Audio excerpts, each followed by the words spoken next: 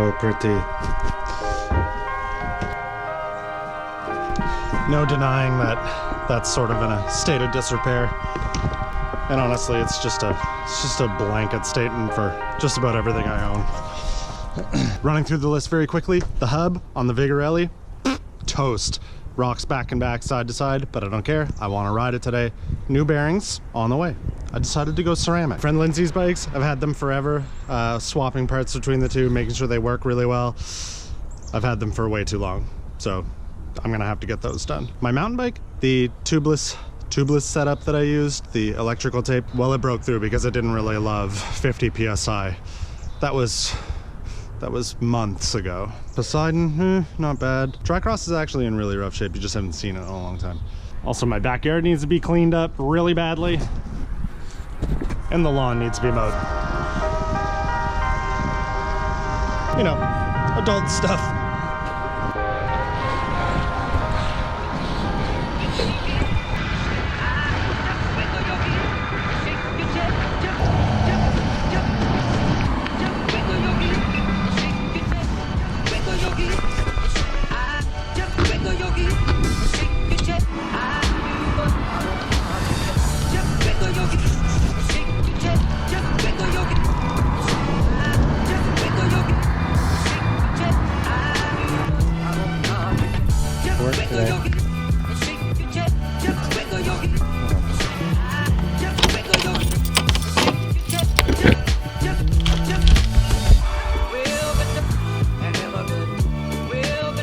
Obviously, first things first is dealing with a little bit of this mess. Better, not perfect, but better. At least now I can move around and put my arms up. So this is my friend Lindsay's new Specialized Cirrus, and this is the old one. It's an older version of the Specialized Cirrus. This era, in my opinion, was like the golden era of bikes being spec'd with very decent or considerably better than what you see now components and parts.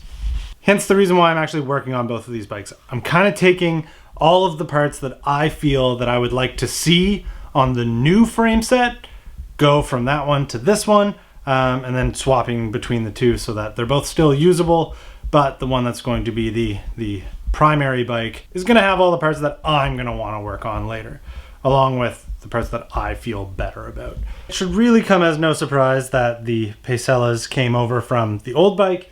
I did keep the wheels off of this because it uses a Schrader valve. That's just easier to work.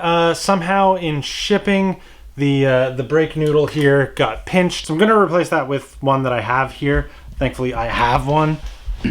Third, I think I would be doing these Sugino cranks a disservice to not come over to a bike that I'm going to probably work on again later. Well, of course, they aren't like a high-end crank in any way. They do have replaceable chain rings, which is far and beyond better than all of the triple crank sets that come on hybrids these days, where they're all pinned or riveted together, and once the chain rings wear out, you just have to buy a whole new crank set. So I don't know that it's necessarily as much of an advantage as I'm kind of making out in my head. I think I want to just create some work, but I'd like to keep these brake pads. The cartridge style brake pad is just, in my opinion, another far better way to go for not much more money.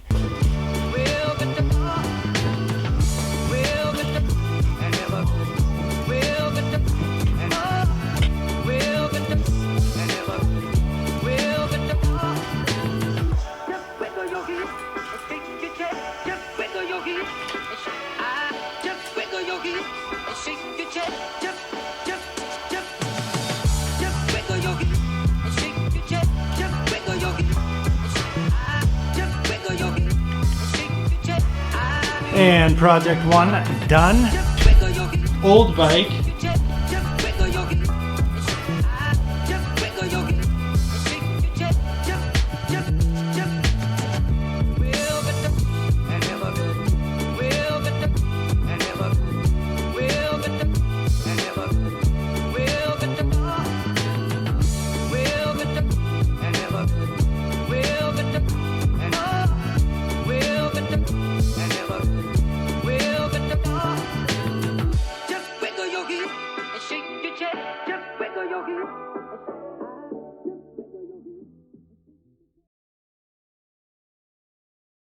Out of all the bikes that I work on today, this is easily my favorite, mostly because from this point forward, it will be ridden in a very carefree, non-worried manner. This thing will be ridden without a second thought of what could be done to it next. I envy that. And the rest of this video is just kind of a fantastic example as to why. On to Project 2. But before we go there, my favorite touch is the cat light. If there was one of a dog, more notably of Norton, it's just gonna have to go on the Chinelli. It's just gonna have to. Now I've got two choices in the way of projects the next, both of which could end up not being finished purely because I'm thinking they won't work. Because I think it'll be a little bit less heartbreaking and I can go back to the way it was. I'm going to try and put the Apex 1 rear derailleur that is not supposed to work with a front derailleur on the Poseidon, which in fact has a front derailleur.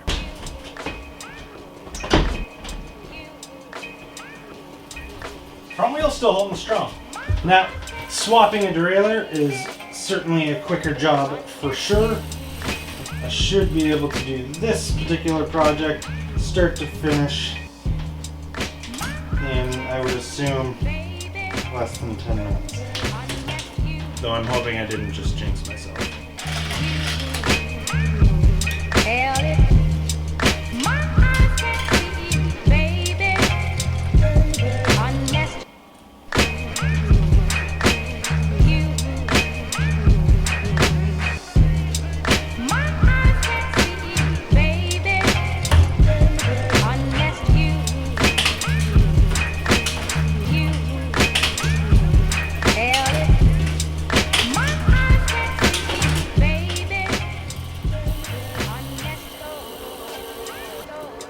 It works fine.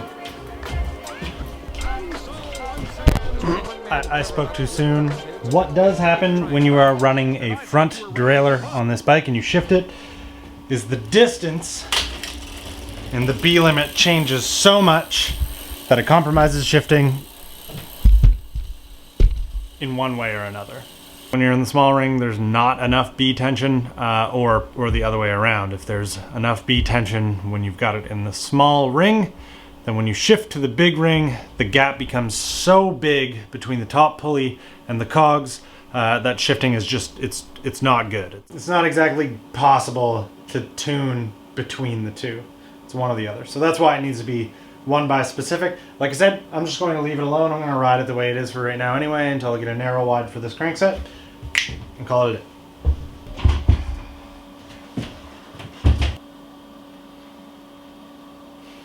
Kind of running out of time. Project 3 is already done. I built a table because I was getting really annoyed with everything being on the floor taking up far too much space. Project 3 complete.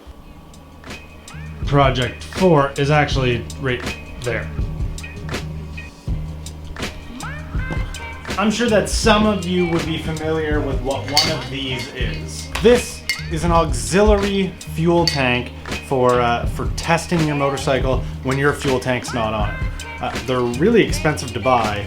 Basically all it is a bottle that can hang from somewhere that has a valve with a hose to go to the carbs on your motorcycle. I don't really need to do anything to the XS, but my other motorcycle that is parked in another place, the tank on it is unbelievably rusty, and I do need to get it running before I want to dig any more time into it.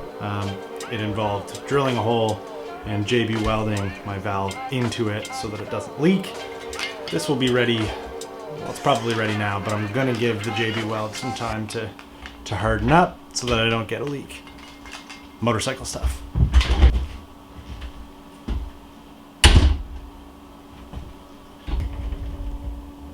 The new bearings for this thing are set to arrive tomorrow. So I think in the time being, it makes more sense to probably leave it alone so that it's not completely apart and do everything at once. That's tires, I think a different set of handlebars, and rear wheel bearings. This bike is still together and rideable right now. And then the thing you guys have all been wanting an answer on, what's in the box? The new fork for my felt, of course.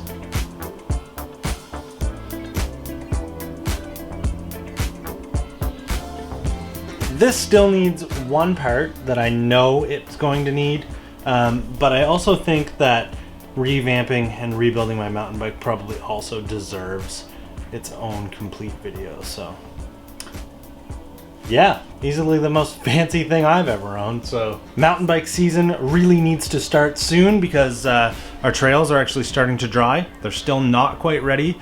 Not really interested in being the dickhead who went out and ruined all of the trails. So no crazy push to get that done, but each week goes by so quick that somehow this rushed and unplanned video after work didn't go as planned, and I didn't get all my unbelievably ambitious projects done in the 5 hours that I have after work.